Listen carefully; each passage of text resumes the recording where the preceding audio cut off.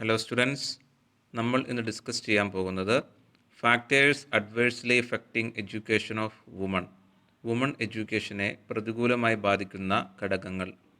There are still many factors affecting adversely the education of women. ഇപ്പോഴും women എഡ്യൂക്കേഷനെ പ്രതികൂലമായി affect ചെയ്യുന്ന many factors നിലവിലുണ്ട്. അവയിൽ നാം ഇന്ന് ഡിസ്കസ് ചെയ്യാൻ പോകുന്നത് പ്രധാന 4 ഫാക്ടേഴ്സിനെ കുറിച്ചാണ്. First one, hangover of tradition. Second one, poverty. Third one, lack of qualified women teachers. And fourth is curricula being followed generally do not cater special need and interest of girls. ഇപ്പോൾ ഓരോന്നിനെക്കുറിച്ചും നമുക്കൊന്ന് discuss ചെയ്യാം. The first and most important factor is the hangover of tradition. അവയിൽ first and most important factor എന്നത് hangover of tradition, അതായത് പാരമ്പര്യ വിശ്വാസങ്ങളുടെ balance എന്നതാണ്. The traditional concept prevalent in India for centuries has been that women have to depend on men, they are inferior to men and their duty is to bear and rear children.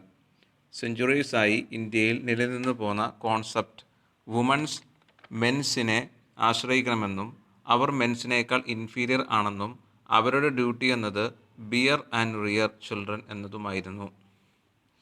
This has been true not only for India but also for other nations where religious customs and norms viewed women as an inferior category. ഈ ധാരണ ഇന്ത്യയിൽ മാത്രമല്ല മറ്റ് നേഷൻസിലും ഉണ്ട്. അവിടങ്ങളിലും religious customs and norms viewed women as an inferior category. The remain of this viewpoint still exists in certain current religious practices. ഇതിൻ്റെ remain ഇന്നും മതപരമായ ചടങ്ങുകളിലും മറ്റും കാണാനാകും. For example, in most of the religions all over the world women are still not given the right to perform duties of priesthood. All over the വേൾഡിലെ മിക്ക റിലീജിയൻസിലും priesthood, അതായത് വൈദിക വൃത്തിയിൽ ഏർപ്പെടാൻ വുമൺസിന് അവകാശമില്ല. ഇവൻ now there are societies that discourage and even prevent co-education. ഇന്നും co-educationനെ ഡിസ്കറേജ് ചെയ്യുന്നതും പ്രിവെൻറ്റ് ചെയ്യുന്നതുമായ സൊസൈറ്റീസ് നമുക്ക് കാണാൻ കഴിയും.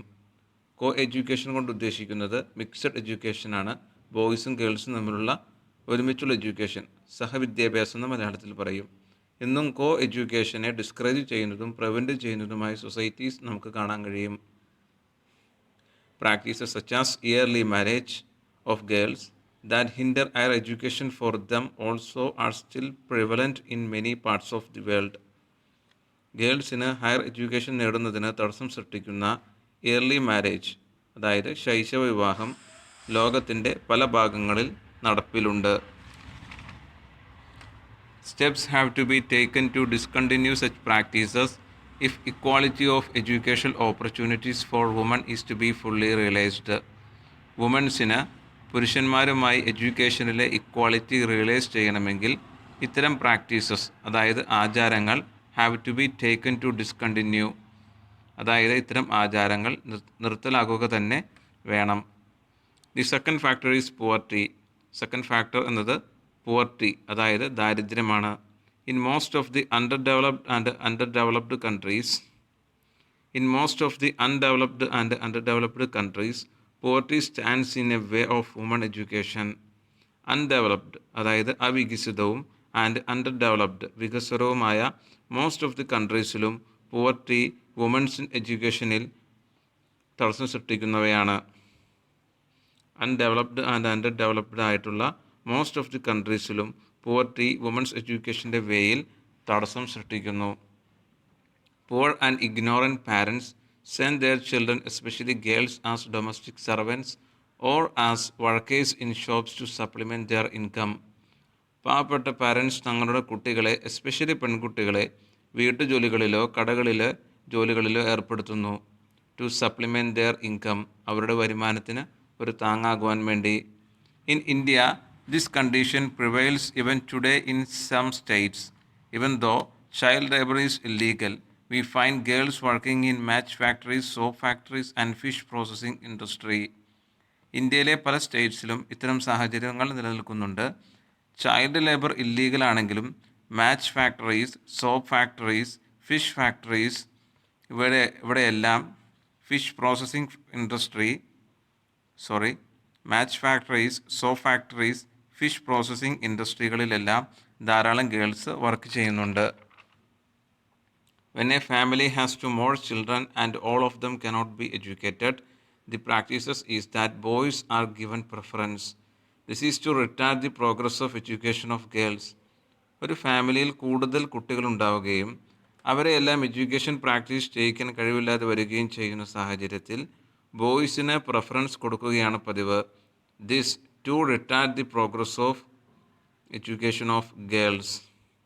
ഇത് ഗേൾസിൻ്റെ എഡ്യൂക്കേഷൻ്റെ റിട്ടാർഡേഷന് കാരണമാകുന്നു. The third reason is lack of qualified women teachers. Third reason എന്നത് ക്വാളിഫൈഡ് വുമൻ ടീച്ചേഴ്സിൻ്റെ അഭാവമാണ്. Conservative parents do not like their daughters to be educated by men. പുരുഷ അധ്യാപകർ തങ്ങളുടെ പെൺമക്കളെ പഠിപ്പിക്കുന്നത് കൺസർവേറ്റീവ് പാരൻസ്, അതായത് യാഥാസ്ഥിതികരായ മാതാപിതാക്കളിൽ പലർക്കും ഇഷ്ടമല്ല. Moreover, men teachers may not understand the problems and difficulties of girls.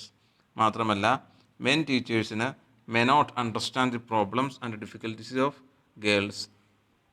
However, this is not a very serious problem these days as we have sufficient number of lady teachers and lady educational officers. ഏതായാലും ഇന്ത്യയിൽ ഇപ്പോൾ ഇത് ഒരു serious problem അല്ല. We have sufficient number of lady teachers and lady educational officers. The fourth factor is that curricula being followed generally do not cater to the special need and interest of girls. Fourth factor എന്നത് ഇന്ന് സ്കൂളുകളിൽ follow ചെയ്യുന്ന curriculum ഗേൾസിൻ്റെ special നീഡിനെയോ ഇൻട്രസ്റ്റിനെയോ പ്രത്യേകം പരിഗണിക്കാത്തവയാണ് എന്നതാണ്. However, in recent years, attempts have been made to include in the curriculum subjects suitable for girls. ഏതായാലും recent ഇയേഴ്സായി കരിക്കുലത്തിൽ ഗേൾസിന് അനുയോജ്യമായ സബ്ജക്ട്സ് ഉൾപ്പെടുത്താൻ ശ്രമിച്ചു വരുന്നു. For example, in tune with the recommendation of the Kothari commission, home science has been included in the curriculum to cater to the need of girls.